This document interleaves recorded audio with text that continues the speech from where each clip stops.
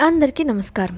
ఈరోజు కథ ప్రేమ ఎంత మధురం, ఎపిసోడ్ 208, ప్రేమకు దూరంగా. ఇక స్టోరీకి వెళ్తే, అర్ధరాత్రి మెలకువ వచ్చిన స్నేహకు తన శరీరంపై ఎవరిదో చేయి ఉన్నట్లు అనిపించడంతో పాటు తనకు బాగా పరిచయమైన పర్ఫ్యూమ్ స్మెల్ ఆమె ముక్కును తాకింది. దాంతో ఆమె తన పక్కనే అక్షయ్ ఉన్నాడన్న విషయాన్ని గుర్తించింది. వెంటనే ఏం చేయాలో అర్థం కానట్లు భయంతో కళ్ళు గట్టిగా మూసుకుంది. నెమ్మదిగా ఆలోచిస్తూ, ఇప్పుడు నేను లేచి గొడవ చేస్తే అక్షయ్ నన్ను బలవంతంగా అయినా ఇక్కడి నుంచి తీసుకొని వెళ్తాడు. అక్షయ్ గురించి నాకు బాగా తెలుసు. చాలా మొండివాడు. నేను చెప్పేది కూడా వినడు.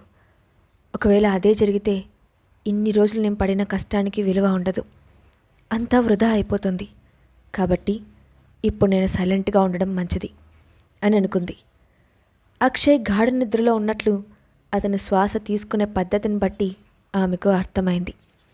దాంతో మెల్లగా తన మనసులో ఉన్న కంగారును తగ్గించుకొని మనసును స్థిరం చేసుకోవడానికి ప్రయత్నించింది. ఆ తర్వాత కాసేపటికి అతి జాగ్రత్తగా పక్కకు తిరిగి మెల్లగా కళ్ళు పైకెత్తి అక్షయ్ ముఖం వైపు చూసింది. చాలా రోజుల తర్వాత అతనిని అంత దగ్గరగా చూడటంతో స్నేహ గుండె వేగంగా కొట్టుకుంది. ఆ క్షణంలో అతన్ని మరింత దగ్గరగా కౌగిలించుకోవాలనిపించింది. కానీ ఆమె కోరికను అణుచుకుంటూ పిడికిల్ని గట్టిగా బిగుసుకుంది. అతని కౌగిల్లో చాలా రోజుల తర్వాత వెచ్చని అనుభూతిని పొందింది స్నేహ. అతని శరీరానికి ఆనుకొని వాళ్ళు కలిసి ఉన్నప్పటి రోజుల్ని గుర్తు చేసుకుంది. ఇక మళ్ళీ అవి ఎప్పటికీ రావని నిరాశపడింది. అతనికి దూరం అవ్వాల్సి వచ్చినందుకు బాధపడుతూ, అక్షయ్ను ప్రేమించడం నా తప్పు కాదు, కానీ నా వల్ల అక్షయ్ ఫ్యూచర్ పాడైపోతే అది నా తప్పే అవుతుంది అని అనుకుంది. అంతేకాకుండా ఇప్పటికే దాదాపు యువన్ ప్రాణాలు కూడా ప్రమాదం అంచు వరకు వెళ్ళి వచ్చాయి. ఇప్పుడు అక్షయ్తో వెళ్తే ఇక నా కడుపులో బిడ్డ ప్రాణాలను కూడా పణంగా పెట్టాల్సి వస్తుంది అనుకుంది. ఆ ఆలోచన రాగానే ఆమె శరీరం భయంతో జలధరించింది. దాంతో ఆమె ఆలోచనను పక్కకు నెట్టేసి మౌనంగా నిద్రపోతున్న అక్షయ్ ముఖాన్ని చూస్తూ ఉండిపోయింది. ఇన్ని రోజుల పాటు ఉన్న తన అనుమానం భ్రమ కాదని, నిజమే అని ఆమెకు క్లియర్గా అర్థమైంది. దానికి సాక్ష్యంగా ఇప్పుడు ఆమె ఎదురుగా నిద్రపోతున్న అక్షయ్ ఉన్నాడు. అలా ఎంతసేపు చూస్తూ ఉండిపోయిందో ఆమెకు కూడా తెలియదు. కానీ తనను కౌగిలించుకున్న అక్షయ్ చిన్నగా కదిలాడు. దాంతో స్నేహ కంగారు పడి హడావిడిగా కళ్ళు మూసుకుంది. అప్పుడు అక్షయ్ మెల్లగా నిద్ర నుంచి మేల్కొన్నాడు. అతని శ్వాసలో వచ్చిన తేడాను గమనించగానే అక్షయ్ మేల్కొన్నాడని స్నేహకు అర్థమైంది. ఆ తర్వాత మరి కాసేపటికి అతని చేతులు ఆమెను నెమ్మదిగా చుట్టుకొని ప్రేమగా దగ్గరకు తీసుకున్నాయి. స్నేహ కళ్ళు మూసుకొని అతను చేస్తున్న పనులన్నిటినీ ప్రేమగా ఆస్వాదిస్తోంది. కళ్ళు తెరిచిన అక్షయ్ నిద్రపోతున్న స్నేహ వైపు ప్రేమగా చూశాడు. ఆ తర్వాత నెమ్మదిగా లేత తమలపాకు లాంటి ఆమె పెదాలను ఆశగా చూస్తూ వాటిపై సుతారంగా ముద్దు పెట్టాడు. దాంతో స్పృహలోనే ఉన్న స్నేహ చిగురుటాకులా వణికిపోయింది. ఇన్ని రోజులు అక్షయ్ తన పక్కనే ఉన్నా ఆమె ఎందుకు కనిపెట్టలేకపోయిందో స్నేహకు అర్థమైంది. అతని స్పర్శ, అతని హగ్ అన్నీ చాలా సున్నితంగా ఉన్నాయి. అంటి ముట్టనట్లు అతను తనపై చూపిస్తున్న ప్రేమ స్నేహను ఆశ్చర్యానికి గురిచేసింది. అక్షయ్ నెమ్మదిగా బెడ్ పై నుంచి కిందకు దిగి అయిష్టంగానే ఆ గదిలో నుండి బయటకు వెళ్ళిపోయాడు. అప్పటి వరకు కళ్ళు మూసుకొని ఉన్న స్నేహ ఆ రూమ్ డోర్ క్లోజ్ చేసిన శబ్దం రాగానే ఒక్కసారిగా కళ్ళు తెరిచి డోర్ వైపు చూసింది. మెల్లగా ఆమె కను చివరి నుండి నీటి చుక్కలు రాలిపడ్డాయి. వెంటనే అప్పటి వరకు అక్షయ్ పడుకున్న దిండును తీసి గట్టిగా హత్తుకొని ఆ సువాసనను పీల్చుకుంటూ అక్షయ్ గురించిన ఆలోచనలోనే మునిగిపోయింది. ఆ తర్వాత చాలాసేపు ఆలోచించి అక్కడే ఉంటే ఎప్పటికైనా ప్రమాదమే అని అనుకున్న ఆమె తెల్లవారుగానే ఆమె ముందు ఆ ఇంటి నుంచి బయలుదేరాలని నిర్ణయించుకుంది. కానీ ఎక్కడికి వెళ్ళాలో ఆమెకు అర్థం కాలేదు. దాంతో అప్పుడు కూడా ఆమెకు గుర్తొచ్చిన ఏకైక వ్యక్తి అభయ్. దాంతో వెంటనే అభయ్కి కాల్ చేసింది. అంత ఉదయాన్నే స్నేహ దగ్గర నుంచి కాల్ రావడంతో అభయ్ ఆశ్చర్యంగా చూసి కాల్ లిఫ్ట్ చేశాడు. అప్పుడు స్నేహ హడావిడిగా, అభయ్, నేను త్వరగా ఈ ఇంటి నుంచి వెళ్ళిపోవాలనుకుంటున్నాను. నేను ఉండటానికి నాకు మరో ప్లేస్ కావాలి, నువ్వు అరేంజ్ చేయగలవా అని అడిగింది. ఆ మాట విని ముందుగా కొంచెం ఆశ్చర్యపోయాడు అభయ్. కానీ వెంటనే నవ్వుతూ, ఏం జరిగింది, ఎందుకంత తొందరపడుతున్నావు, నువ్వు నా ఇంట్లో ఉన్నావని అక్షయ్కి తెలిసిపోయిందా అని అడిగాడు. ఆ మాట విని స్నేహ కొంచెం కోపంగా, అవును, అదే జరిగింది. ఇక్కడ ఉంటే అక్షయ్ కనిపెట్టలేడని అనుకున్నాను, కానీ నేను అతని కళ్ళ నుండి తప్పించుకోలేకపోయాను అని చెప్పింది. ఆ మాట వినగానే అభయ్ ముఖంలో ఒక్కసారిగా నవ్వు మాయమైంది. అయినా వెంటనే పెద్దగా నవ్వి, అంటే ఇప్పుడు మళ్ళీ నిన్ను మరో గుహలో దాచాలన్నమాట అని అన్నాడు. అభయ్ ప్లీజ్, త్వరగా ఏదో ఒకటి చెప్పు, నువ్వు నాకు హెల్ప్ చేస్తావా లేదా అని అడిగింది స్నేహ. అప్పుడు అభయ్ ఒక క్షణం మౌనంగా ఉండి ఆ తర్వాత మాట్లాడుతూ, నిజానికి నీకు హెల్ప్ చేయాలని లేదు, కానీ నువ్వు అక్షయ్కి దొరికిపోతే అతను హ్యాపీగా ఫీల్ అవుతాడు. అతని హ్యాపీనెస్ చూడడం నాకు ఇష్టం లేదు, అందుకోసమైనా నేను హెల్ప్ చేస్తాను అని అన్నాడు. ఆ అబ్బాయి కావాలని తన రెచ్చగొట్టడానికి మాట్లాడుతున్నాడని అర్థం చేసుకున్న స్నేహ ఆ టాపిక్ గురించి కట్ చేస్తూ, త్వరగా బయలుదేర్రా, నేను వెయిట్ చేస్తున్నాను అని చెప్పి ఫోన్ కట్ చేసింది. ఆ అబ్బాయి కట్ అయిన ఫోన్ వంక చూస్తూ, ఈమె నన్ను బెదిరించే స్టేజ్కి వచ్చేసింది, అసలు ఏం చేసుకొని ఇంత ధైర్యం అని మనసులోనే అనుకున్నాడు. కానీ స్నేహ తనను బెదిరించడం అతనికి నచ్చింది. అందుకే నవ్వుకుంటూ లేచి వెళ్ళి కారెక్కాడు. కాసేపట్లో స్నేహ ఉన్న ఇంటి ముందు అతని కారు ఆగింది. వెంటనే లోపల నుండి బయటకు వచ్చిన స్నేహ వెళ్ళి అభయ్ కారెక్కింది.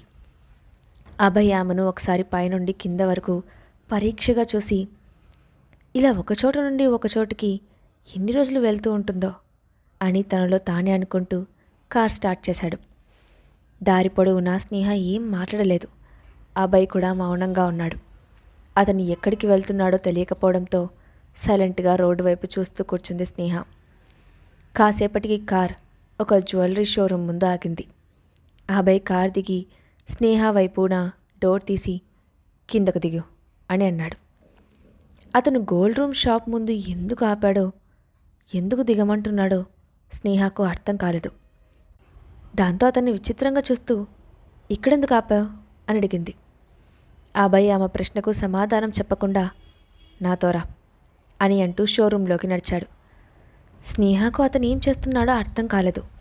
ఆయన అయోమయంగా చూస్తూ అతను వెనకే లోపలికి వెళ్ళింది. షోరూంలో అడుగుపెట్టిన అభయ్ని చూసిన వెంటనే మేనేజర్ హడావిడిగా ముందుకు వచ్చి, Abhay sir, Meera, please welcome, మిమ్మల్ని ఇక్కడ ఎక్స్పెక్ట్ చేయలేదు అని అన్నాడు. అభయ్ అతని మాటలు పట్టించుకోకుండా, నాకు షోరూంలో ఉన్న ద బెస్ట్ బ్రేస్లెట్స్ కావాలి అని అడిగాడు. మేనేజర్ వెంటనే, ష్యూర్ సార్, మీరు కూర్చోండి, నేను మీకోసం బ్రేస్లెట్స్ తీసుకొస్తాను అని చెప్పి వెంటనే షోరూంలో ఉన్న సేల్స్ బాయ్ని పిలిచి షోరూంలోని బెస్ట్ కస్టమైజ్డ్ బ్రేస్లెట్స్ను తీసుకురమ్మని చెప్పి పంపించాడు. స్నేహకు అసలు అక్కడ ఏం జరుగుతుందో అర్థం కాలేదు. దాంతో అభయ్ పక్కనే కూర్చొని ఉన్న ఆమె చిన్నగా, ఏం చేస్తున్నావు అని అడిగింది. నువ్వు సైలెంట్గా కూర్చో, ఇప్పుడు నేను చెప్పినట్లు నువ్వు వింటేనే నేను నీకు హెల్ప్ చేస్తాను, లేదంటే నీకు హెల్ప్ చేయను అని బెదిరిస్తున్నట్లుగా మాట్లాడాడు. ఆ మాటకు స్నేహ అతని వైపు కోపంగా చూసి పళ్ళు కొరుకుతూ, టైం చూసి నాతో ఆడుకుంటున్నావు కదా, నీ సంగతి తర్వాత చెప్తాను అని మనసులోనే అనుకొని మౌనంగా కూర్చుంది. ఇంతలో సేల్స్ బాయ్ ఒక ట్రేలో ఒక 10 రకాల బ్రేస్లెట్స్ను పట్టుకొని వచ్చాడు. ఆ ట్రేను అభయ్ ముందు పెట్టాడు. అప్పుడు మేనేజర్ ముందుకు వచ్చి, సార్, ఇవి మా షాప్లోని ది బెస్ట్ బ్రేస్లెట్స్, కొంతమంది వీఐపీల కోసం మాత్రమే వీటిని చూపిస్తాం. ఈరోజు అనుకోకుండా మీరు మా షాప్కి వచ్చారు, అది నిజంగా మా అదృష్టం, ఇందులో మీకు ఏదైనా నచ్చుతుందేమో చూడండి అని అన్నాడు. అతను సైలెంట్గా ఒకసారి ఆ ట్రే వైపు చూశాడు. అందులో ప్లాటినం విత్ గోల్డ్ మిక్సింగ్లో ఉన్న ఒక స్టైలిష్ బ్రేస్లెట్ను చూడగానే అభయ్ కళ్ళు మెరిసిపోయాయి. వెంటనే దాన్ని చేతిలోకి తీసుకొని పక్కనే ఉన్న స్నేహకు చూపిస్తూ, ఇది ఎలా ఉంది స్నేహ, నీకు నచ్చిందా అని అడిగాడు. స్నేహ అతని వైపు ఆశ్చర్యంగా చూస్తూ, నువ్వు నన్నెందుకు అడుగుతున్నావు, నీకు నచ్చిందో నువ్వు తీసుకో అని అంది. ఆ మాట వినగానే అభయ్ ముఖం కోపంగా మారిపోయింది. దాంతో అతను సీరియస్గా చూస్తూ, నీకు ఇప్పుడే చెప్పాను, నేను చెప్పినట్లు చేస్తేనే నీకు హెల్ప్ చేస్తాను, నువ్వు నచ్చిందో లేదో చెప్పు అంతేకాదు ఇప్పుడు దీన్ని నేను నీకోసమే తీసుకుంటున్నాను అని అన్నాడు. ఆ మాట విని స్నేహ షాక్ అవుతూ, ఇప్పుడు నాకు ఇవన్నీ ఎందుకు, అయినా ఇంత వాల్యుబుల్ బ్రాస్లెట్ నాకొద్దు అని వెంటనే రిజెక్ట్ చేసింది. అది వినగానే అభయ్ ముఖం వెంటనే గంభీరంగా మారిపోయింది. దాంతో తను, నా దృష్టిలో ఇది వాల్యుబుల్ కాదు, నేను మన ఫ్రెండ్షిప్కి గుర్తుగా ఈరోజు నీకు ఇది ఇవ్వాలనుకుంటున్నాను. దీన్ని రిజెక్ట్ చేస్తే నాకు నిజంగా కోపం వస్తుంది అని గట్టిగానే చెప్పాడు. దాంతో స్నేహ మెల్లగా, నా ఉద్దేశం అది కాదు, నువ్వు తప్పుగా అర్థం చేసుకున్నావు, నేను ఇప్పటికే నీకు చాలా రుణపడిపోయి ఉన్నాను, మళ్ళీ ఇవన్నీ ఎందుకని అంటూ దీర్ఘం తీసింది. అప్పుడు అభయ్, నేను నీకేమీ అప్పుగా ఇవ్వట్లేదు, నిన్ను తీర్చమని తిరిగి అడగడం లేదు, ఇంతకీ ఈ బ్రేస్లెట్ నీకు నచ్చిందా లేదా అని సీరియస్గా అడిగాడు. స్నేహ అతన్ని ఆపలేనని అర్థం చేసుకొని అతని చేతిలో ఉన్న బ్రేస్లెట్ తీసుకొని, థ్యాంక్ యూ, ఇది చాలా అందంగా ఉంది అని చెప్పింది. ఆ మాట వినగానే అభయ్ కళ్ళల్లో చిన్నపాటి మెరుపు కనిపించింది. తన సెలెక్షన్ స్నేహకు నచ్చిందని అనిపించడంతో కొంచెం గర్వంగా కూడా అనిపించింది. వెంటనే అతను ఆనందంగా, నీకు ఇంకా ఏమైనా కావాలన్నా తీసుకోవచ్చు అంటూ పక్కనే ఉన్న మేనేజర్ వైపు చూసి, డైమండ్ నెక్లెస్ సెట్స్ని కూడా తీసుకురండి అని చెప్పాడు. అది విన్న మేనేజర్ ఆనందంగా ఈరోజు తనకు ఒక పెద్ద కస్టమర్ దొరికాడని సంతోషంతో హడావిడిగా నెక్లెస్ తీసుకురావడానికి వెళ్ళాడు. కానీ అభయ్ మాటలకు స్నేహ అతని వైపు వింతగా చూసింది. అతని ప్రవర్తన ఆమెకు ఆశ్చర్యాన్ని కలిగిస్తోంది. దాంతో ఆమె అతన్ని వారిస్తూ, అభయ్, నాకు ఇలాంటివన్నీ ఇష్టం ఉండదు, ఇవన్నీ అవసరం కూడా లేదు అని అంది. ఆ మాటగా అభయ్ ఏదో చెప్పబోతుండగా ఇంతలో వెనుక నుండి, స్నేహ మేడం, మీరు ఇక్కడున్నారా అంటూ పిలుపు వినిపించడంతో స్నేహ వెంటనే వెనక్కి తిరిగి చూసింది. అక్కడ కరణ్తో పాటు నుంచొని ఉంది హాసిని. వాళ్ళిద్దరినీ హఠాత్తుగా అక్కడ చూసిన స్నేహ ఆశ్చర్యపోతూ, మీరిద్దరు ఇక్కడేం చేస్తున్నారు, మీరు కూడా షాపింగ్ చేయడానికి వచ్చారా అని ఆశ్చర్యంగా అడిగింది. నిజానికి ఆ రోజు షూట్ లేకపోవడంతో ఎప్పటినుంచో గోల్డ్ షాపింగ్ చేయాలనుకుంటున్న హాసిని ఆ రోజు షాపింగ్కి వెళ్తున్నానని కరణ్తో చెప్పింది. కరణ్ కూడా ఖాళీగానే ఉండడంతో, సరే నేను కూడా నీతో పాటు వస్తాను అని చెప్పి ఆమెను తీసుకొని షాపింగ్కి వచ్చాడు. అదే సమయంలో అక్కడ కనిపించిన స్నేహను చూసి వాళ్ళు ఆశ్చర్యపోయారు. స్నేహ వాళ్ళిద్దరినీ చూసి సంతోషించి, మిమ్మల్ని కలవడం చాలా హ్యాపీగా ఉంది అని చెప్పింది. అప్పుడు హాసిని పక్కనే ఉన్న అభయ్ను అనుమానంగా చూస్తూ ఇబ్బందిగా నవ్వి, మీరు కూడా గోల్డ్ షాపింగ్ చేయడానికి వచ్చారా మేడం అని అడిగింది. ఆ ప్రశ్నకు ఏం సమాధానం చెప్పాలో తెలియనట్లు స్నేహ చిన్నగా నవ్వింది. ఆ నవ్వు చూసి హాసినితో పాటు కరణ్ కూడా కొంచెం ఆశ్చర్యపోయాడు.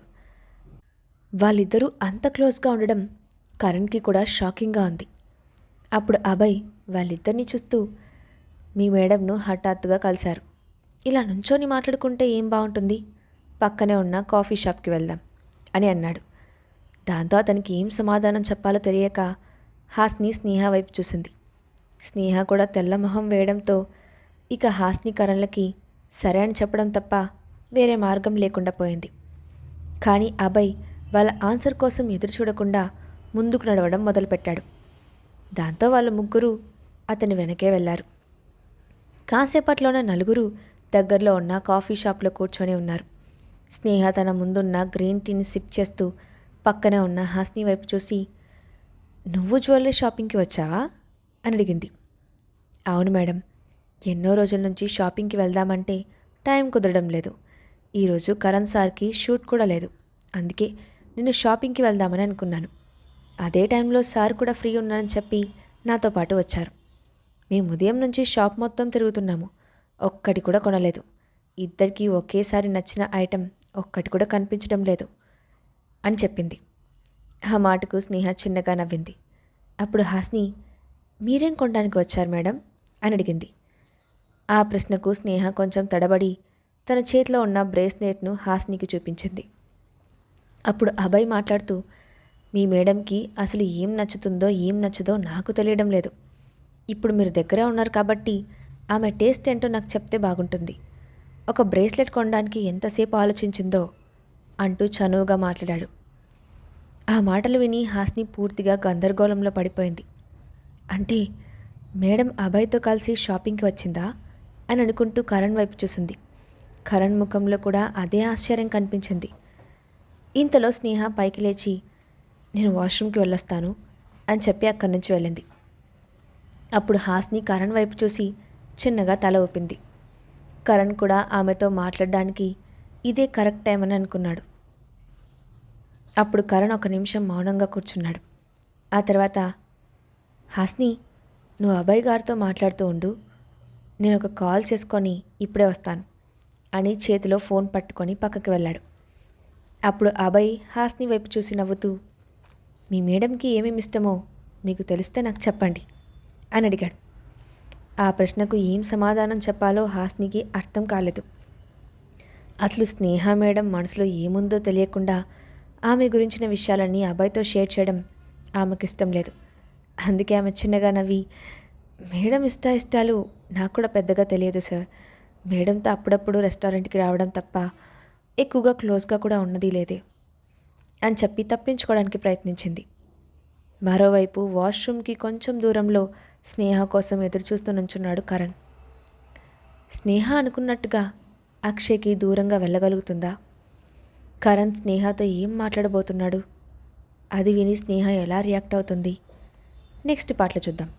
ఈ స్టోరీ అప్డేట్ ఎలా ఉందో కింద కామెంట్ బాక్స్లో మీ ఒపీనియన్ని షేర్ చేయండి. అలాగే ఇలాంటి మరిన్ని స్టోరీస్ కోసం మా ఛానల్ని తప్పకుండా సబ్స్క్రైబ్ చేసి పెట్టుకోండి. Thanks for watching.